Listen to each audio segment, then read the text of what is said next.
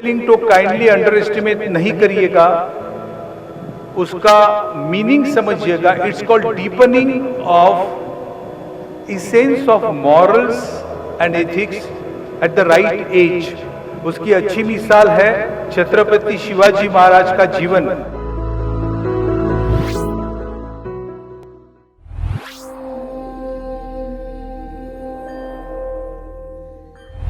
नमस्कार। विश्व शांति दर्शन चैनल के यशवंत व्यक्तिमत्व विकास कार्यक्रम में आपका स्वागत है। आज हमारे जीवन का स्पीड बहुत बढ़ गया है। इसी भागदौड़ी में अब खुद के लिए समय निकालना बहुत जरूरी हो गया है। इसीलिए आज योगा का महत्व लोग जानने लगे हैं। योगा से हम अपना मानसिक और शारीरिक स्वास्थ्य पा सकते हैं। आज का कार्यक्रम भी योग अभ्यास पर आधारित है और उसे प्रस्तुत कर रही है श्रीमती हर्षा बोरा जी। हर्षा जी का आज का एपिसोड हठ योगा पर आधारित है।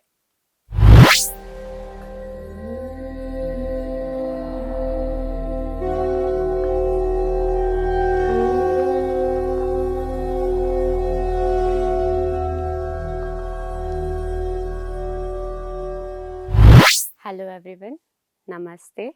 आप सभी का विश्व शांति दर्शन के यशवंत व्यक्तिमत्व विकास के हठ योगा सीरीज में हार्दिक स्वागत है। So today we are back with the hatha yoga series in the standing position. आज हम जो आसन देखने वाले हैं वो आसन खड़े रह के होंगे। इससे पहले हमने कुछ आसन खड़े रह के देखे थे। We have seen couple of asana in the standing in previous episodes. So today we are going to see few more asanas which is going to be Virabhadrasana series. तो वीरभद्रासन ये आसन के जो अलग अलग प्रकार किए जाते हैं, 3 प्रकार किए जाते हैं बेसिकली, वो आज हम देखेंगे। सो वीरभद्रासन मतलब क्या है? वीर मतलब हनुमान को वीर कहा जाता है। उसकी जो पोजीशन होती है उसी पोजीशन के सिमिलर ये आसन होते हैं, इसलिए इसको वीरभद्रासन कहा जाता है। वीरभद्रासन भी इसलिए कहा जाता है कि वीर मतलब हनुमान, जो बहुत शक्तिशाली होता है, एंड वही शक्ति पाने के लिए ये आसन किए जाते हैं। इन्हीं सारी आसनों से हम महाशक्तिशाली बन सकते हैं। We can be a more strengthen and more with energy. So we will see how to do Veerbhadrasan. So first one will be Veerbhadrasan type 1. Virabhadrasana में हम पहले क्या करेंगे? अपने दोनों पैरों के हम वाइड खोलेंगे, अपने पूरी बॉडी को राइट या लेफ्ट में टर्न करेंगे, बट ध्यान रखेंगे कि जिस साइड में हम टर्न कर रहे हैं उस साइड का अपना जो नी है, अपना घुटना जो है, उसको 90 डिग्री में बेंड करेंगे। 90 डिग्री में बेंड करके अपनी जो थाई है, जो जंघा है, उसको ज़मीन को पैरेलल बनाएंगे और पूरी बॉडी को बैक में बेंड करना है। तो यह आसन करने से पहले ध्यान रहे, जिनको बैक प्रॉब्लम है, जैसे स्पॉन्डिलिटिस है, स्लिप डिस्क है, या जिनका जो फ्लूइड होता है वो बाहर आया है, वो इस आसन को अवॉइड करें। प्लस जिनके एंकल्स में, जिनके घुटनों में, जिनके पैर में स्ट्रेंथ नहीं है, जो वीक फील करते हैं, वो भी ध्यान रखें कि इस आसन को हमें नहीं करना है। Those who are suffering from the anxiety, they should also avoid this practice. Even vertigo problems या कोई अगर पेट की सर्जरी हुई हो तो वो भी इस आसन को अवॉइड करें। तो अब हम देखते हैं वीरभद्रासन टाइप 1 कैसे करना है। इसके लिए हमें खड़े होना है, अपने पैरों में प्रॉपर गैप रहेगा, body will be in one line, पूरी तरह से अपनी बॉडी सीधी रेखा में रहेगी। सो फॉर वीरभद्रासन, लेफ्ट पैर को लेफ्ट साइड की ओर लेंगे, राइट पैर को राइट साइड की ओर लेंगे। Around 1 to 1.5 feet distance in between the both the legs. Around 1 to 1.5 feet distance, अपने हाइट के हिसाब से हमें डिस्टेंस को प्रॉपर मैनेज करना है। पैरों को दोनों फैलाने के बाद हम पहले लेफ्ट साइड से इस आसन को करेंगे। यह आसन राइट साइड और लेफ्ट साइड दोनों साइड से किया जाता है। So first we will do it from the left side. तो लेफ्ट जो पाव है, लेफ़्ट फुट जो है उसको हम लेफ़्ट साइड में टर्न करेंगे, मोड़ लेंगे पूरी तरह से मोड़ लिया। देन राइट पैर को हम 45 डिग्रीज में लेफ़्ट साइड में मोड़ लेंगे। नाउ धीरे से हम क्या करेंगे, अपनी जो अपर बॉडी है, द ट्रंक पार्ट, उसको भी पूरी तरह से लेफ़्ट साइड में टर्न कर लेंगे। पूरी बॉडी को लेफ़्ट साइड में टर्न करने के बाद एक बार अपने दोनों हाथों को कमर के ऊपर रखें और चेक करें अपनी बॉडी टर्न हुई है या नहीं।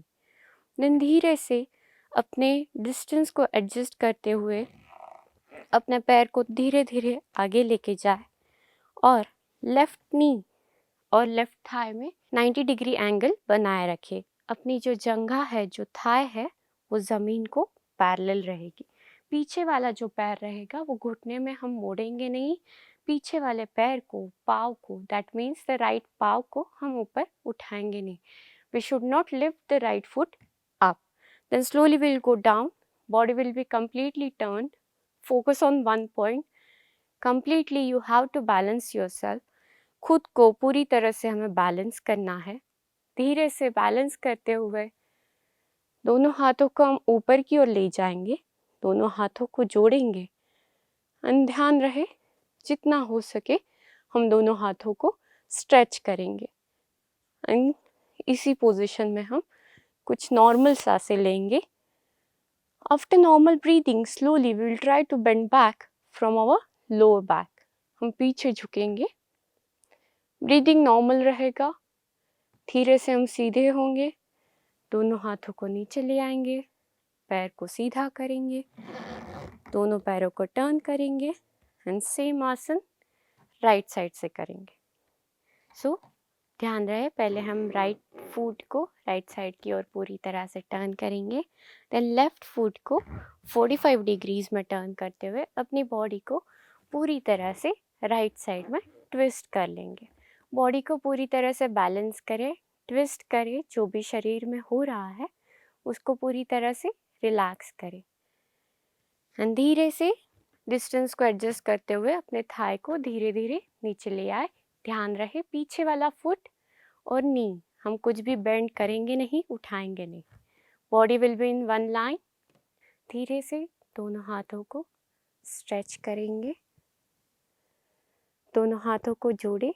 Biceps will be touching to your ears and with inhalation slowly bend back. Completely try to go back, but try to not bend the right knee. Try not to bend the left knee and go back. Try to feel the stretch on your back. Try to feel the stretch on your stomach. Compression to the back. Breathe normal and slowly come to the center. Take your arms down. Straighten your knee. Turn your both the foot and धीरे से अपने दोनों पैरों को एक साथ ले आए। यह आसन अब शुरुआत में कम से कम 5 से 10 सेकेंड होल्ड करने का ट्राई करें। If it is not possible, just take your pace and do the asana, but make sure slowly you increase the timing for this asana, because आसन का यह प्रिंसिपल होता है कि जितने देर आप आसन को होल्ड करोगे और उस आसन में स्वस्थ और स्थिर रह पाओगे, उसका आनंद ले पाओगे, तभी उसका इफ़ेक्ट अपने शरीर पे, अपने मन पे होने के लिए तैयार होगा। सो इसका धीरे धीरे हमें टाइमलाइन बढ़ाना है। The benefits of this asanas are very much, as we have seen कि इसमें हम बेसिकली अपने पैरों का यूज़ कर रहे हैं। तो as we are using our legs, तो अपने जो एंकल जॉइंट है, जो अपने छोटे छोटे जॉइंट्स है, अपने उंगलियों के, अपने टोस के जो छोटे छोटे जॉइंट्स होते हैं, इनको हम स्ट्रेंथन करते हैं। So in the future, in the later age, जो फ्लैट फुट का जो प्रॉब्लम काफ़ी लोगों को आता है, इसको हम अवॉइड कर सकते हैं।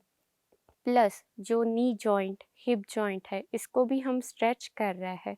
इसमें भी हम उनको पूरी तरह से प्रेशर देके उनको बैलेंस करने की कोशिश कर रहे हैं। सो इनका भी जो प्रॉपर सर्कुलेशन होता है, जो स्ट्रेंथ होती है, वो बढ़ने में मदद होती है। Also we are tightening our thighs, our calf muscles, जो शिन बोन होता है, इनको भी स्ट्रेंथन करने में ये बहुत लाभदायक होता है. Those who want to lose the hip fats, this asana is very good for them. As we are coming up in the lower back, if we see, this asana is giving complete compression to the lower back. तो वहाँ पे जो अपना strengthening होता है बैठने के लिए, चलने के लिए, बॉडी बैलेंस जो होता है उसको सुधरने में काफ़ी मदद होती है. ब्लड सर्कुलेशन बढ़ता है, जो स्पाइन के बीच का जो फ्लूइड होता है, वर्टिब्रल स्पेस होता है, उसको प्रॉपर काम करने के लिए ये बहुत मददगार होता है. Plus as we are stretching our stomach and our chest, so it is expanding our chest, तो अपने इनहलेशन एक्सलेशन में भी डेप्थ आती है. उसकी वजह से जो अपना डीप ब्रीदिंग होता है, that is really good for coming out from the depression, coming out from the anxiety. And stomach का जो है ब्लड सर्कुलेशन बढ़ता है, उसकी वजह से जो दिक्कतें आती है डाइजेशन की, वो निकलने में मदद होती है. विद दिस, अगर यह आसन प्रॉपर इंस्ट्रक्शंस के साथ, प्रॉपर गाइडेंस से अगर प्रेग्नेंट वुमेन इसको करती है, तो this is very good for their delivery pain, labour pain. So this asana is really good. Also जब हम हाथ ऊपर स्ट्रेच करते हैं, so we are trying to move our shoulder joint, अपने शोल्डर जॉइंट को भी हम स्ट्रेच करते हैं. तो काफ़ी टाइम जो अपने शोल्डर्स में स्टीफनेस आती है, गर्दन में स्टीफनेस आती है, उसको निकालने में भी ये बहुत मददगार होता है. So all this benefits are on the physical level. If we look at spiritual view, then this asana is very good because we are trying to align all the chakras over there, and when we are doing this asana, automatically at some extent we are trying to take Moola Bandha, which is very good for our floor chakras.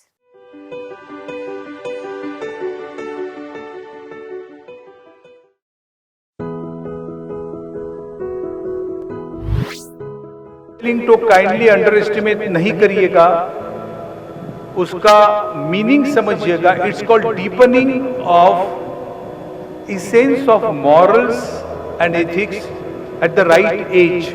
उसकी अच्छी मिसाल है छत्रपति शिवाजी महाराज का जीवन.